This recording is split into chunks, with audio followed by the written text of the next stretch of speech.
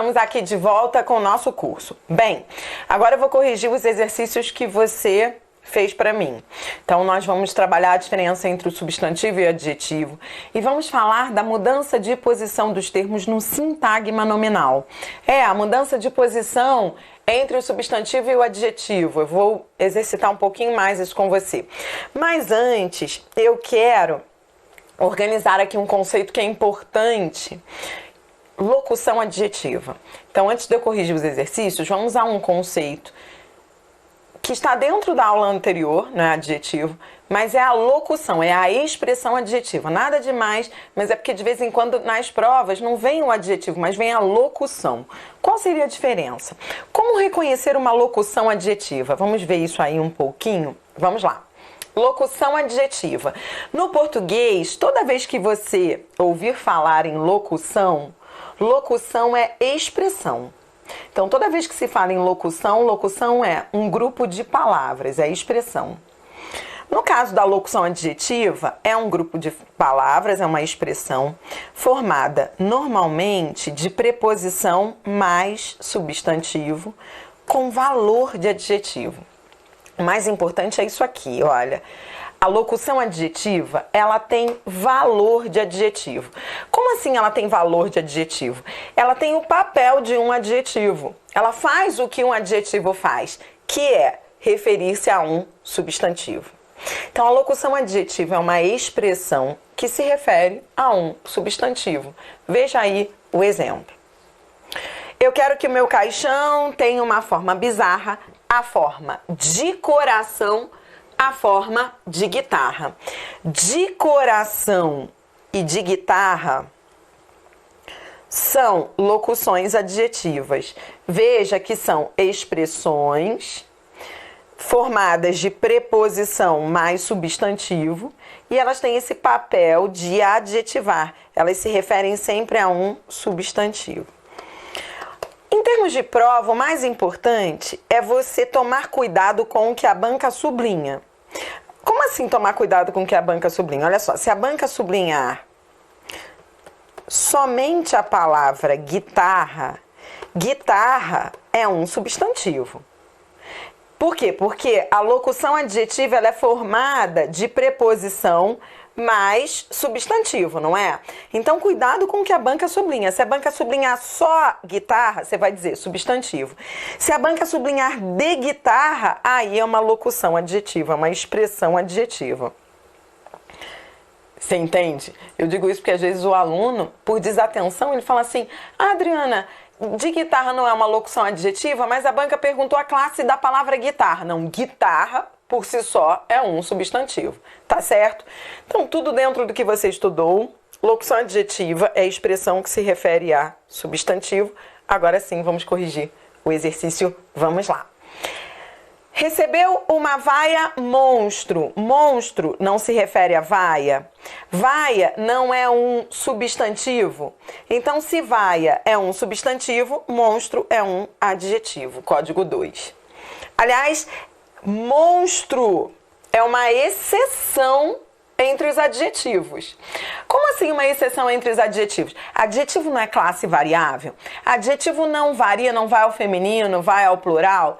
Esse adjetivo não vai ao feminino. Não existe a palavra monstra. Não existe feminino de monstro. Sabe, as pessoas falam, né? Ah, tive uma ideia monstra. Tá errado. O certo é dizer, tive uma ideia monstro, sem variar, ou até usar o próprio adjetivo. Tive uma ideia monstruosa. Mas monstra não existe. Agora, é uma exceção, né? Porque adjetivo é classe variável. É que esse aí não tem feminino. Tá, então olha só. Monstro aqui é um adjetivo. Você entendeu por que é um adjetivo? Porque se refere a um substantivo. Código 2. Já na frase 2, veio fantasiado de monstro. Monstro aqui é um substantivo. É o monstro. Eu posso até colocar um artigo antes. Monstro aqui é nome, é um substantivo, o monstro. E veja, atenção, monstro, se eu tivesse sublinhado de monstro, seria uma locução adjetiva. Não foi o caso, eu sublinhei só monstro. Mas se eu sublinhar demonstro, eu terei uma locução adjetiva. Você não viu que a locução adjetiva, ela é formada normalmente de preposição mais substantivo com valor de adjetivo? Só que o que eu havia sublinhado era só a palavra monstro. E monstro aqui é o nome, o substantivo, o monstro.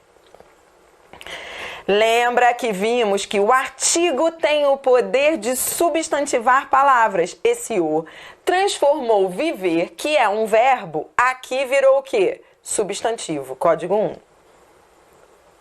O artigo tem o poder de substantivar palavras. Esse o transforma orgulhoso, que normalmente é adjetivo, né? Então, normalmente orgulhoso não é adjetivo. Esse o aí é o quê? Substantivo. Aqui ele foi substantivado. O artigo tem esse poder. Código 1. Na frase 5, era um homem muito orgulhoso. Orgulhoso se refere a homem. E homem é um substantivo.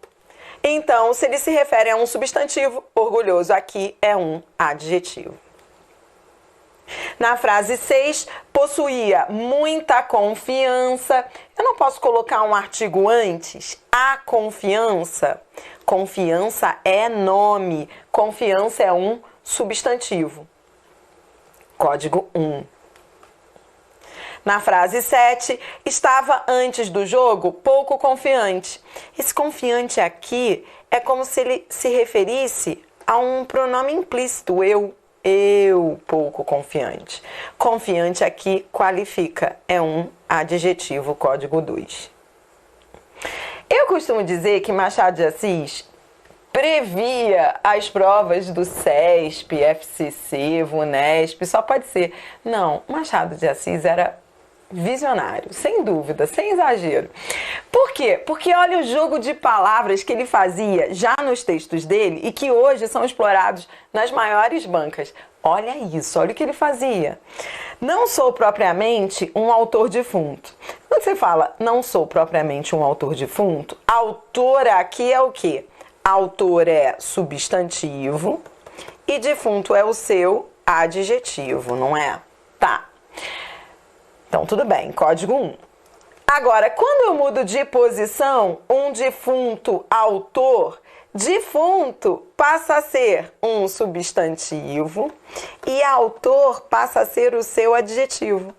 Um defunto que escreve. Então, agora autor é adjetivo do defunto. Código 2. Nesse caso, então, por que eu digo que Machado era visionário? Porque ele já previa as provas. A mudança de posição dos termos gera. Então, nessas duas frases finais, você vai escrever exatamente isso. Veja, a mudança de posição dos termos gerou alteração morfológica. E toda vez que há alteração morfológica, você aprendeu comigo, há alteração semântica. Houve mudança de classes gramaticais e, consequentemente, mudança de sentido. Porque uma coisa é você falar de um autor defunto. Um autor defunto é aquele autor que era autor em vida e morreu. Outra coisa é você dizer um defunto autor. Você está falando de um defunto que resolveu escrever depois de morto, né? Memórias póstumas de Brás Cubas. Entendeu? Então, fechou. Muito legal, né? Então, com esse exercício, você aprende que a classificação morfológica de uma palavra depende da frase.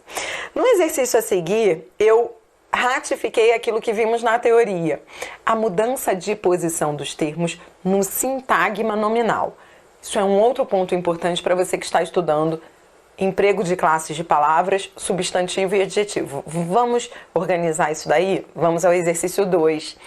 Nos segmentos abaixo, isso aqui é um enunciado retirado de prova de concurso, tá? Só para você ver que em prova é assim que vem. É assim que cai. Nos segmentos abaixo, assinale aqueles em que a troca dos termos, a troca de posição, né, desses termos do sintagma nominal. Vamos traduzir isso daqui. O que é sintagma nominal? Sintagma nominal é expressão nominal. É o mesmo que expressão nominal. E por que a expressão é chamada assim, nominal? Porque o núcleo da expressão é um nome, é um substantivo. Então, no sintagma nominal, o núcleo será sempre um nome, será sempre um substantivo. Por isso ele é chamado de sintagma nominal. Então, voltamos aí ao enunciado. A troca de posição dos termos da expressão nominal do sintagma nominal implicaria a alteração de suas classes gramaticais. A alteração de classes é o mesmo que a alteração morfológica. Então, você aprendeu, organize aí, que há dois tipos de alterações. Existe a alteração morfológica, que é o mesmo que a alteração de classes gramaticais.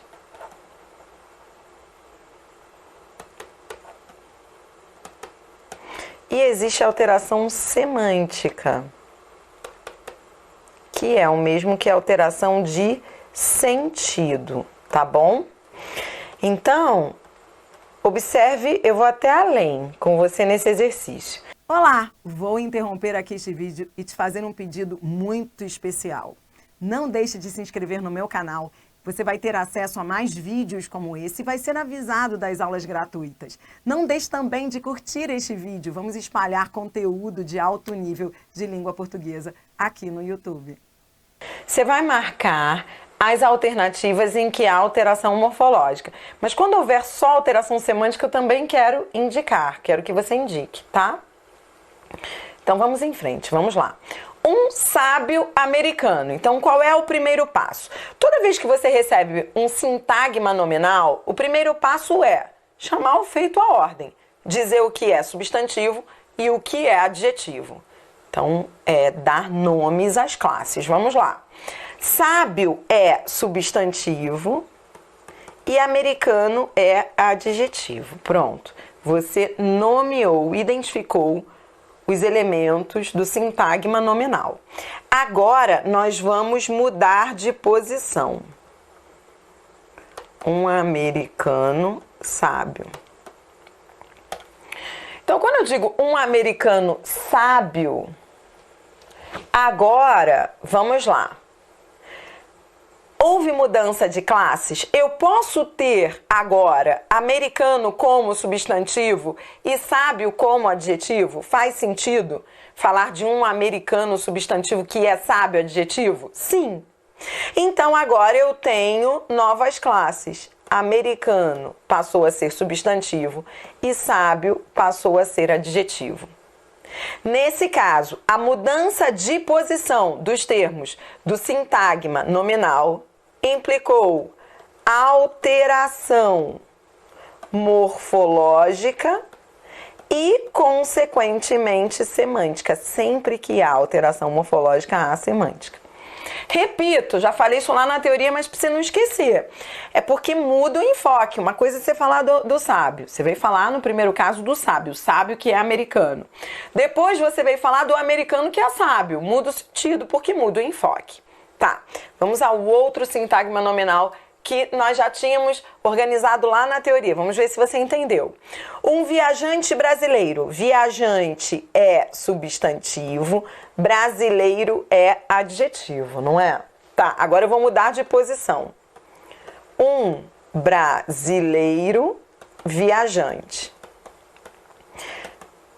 Eu posso ter, então, aqui, agora, um brasileiro substantivo que seja viajante? Sim. Então, eu tenho novas classes. Brasileiro passou a ser substantivo, viajante passou a ser adjetivo. Vamos comigo agora.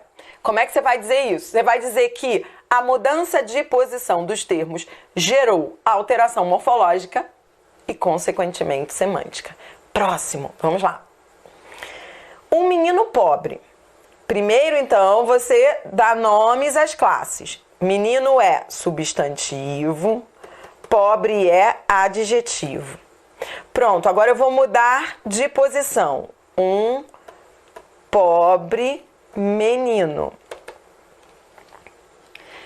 E aí, pobre pode ser o substantivo e menino pode ser o adjetivo dele? Cuidado, olha o que eu estou perguntando a você. Nessa frase agora, nesse sintagma, eu posso falar que seja um pobre, que seja menino? Agora eu estou falando de um pobre, substantivo, que é menino adjetivo? Não, não. Não, porque menino não pode ser adjetivo de pobre. Faz sentido isso? Olha, é um pobre que é menino. Não, não, é um pobre que é bebê. Não, não, é um pobre que já virou adulto. Faz sentido menino ser adjetivo de pobre? Tome cuidado. Muita gente erra aí porque olha só para pobre. Muita gente pensa assim, olha, eu vou mostrar para você uma pessoa pensando errado. A pessoa vai falar assim, ah, sim, pobre pode ser substantivo. Sim, pobre pode ser substantivo. Pode. Um pobre chegou. Há um pobre esperando o alimento. Sim. Mas menino pode ser o adjetivo dele? Não. Um pobre que é menino?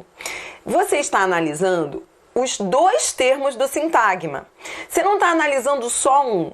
Então é muito comum que, ao errar, o aluno olhe só para um. Ele diga assim, ah, sim, pobre pode virar substantivo, mas menino não pode virar o adjetivo de pobre, não nessa frase. Não faz sentido. Um pobre que é menino. Um pobre, não, que já cresceu. Um pobre que virou adolescente. Nada a ver. Então, quando você for analisar a classificação morfológica dos termos no sintagma nominal, a minha dica é, não olhe para o termo isoladamente. Eu sei que o aluno tem muito essa dúvida, você pode estar tendo essa dúvida aí. Ah, Adriana, pobre não pode ser substantivo? Pobre, pode. Mas você não pode olhar só para pobre, você tem que olhar para as duas palavras. Menino não pode ser o adjetivo de pobre. Nesse caso, então, eu não tive mudança de classes gramaticais. Então, vê, olha só.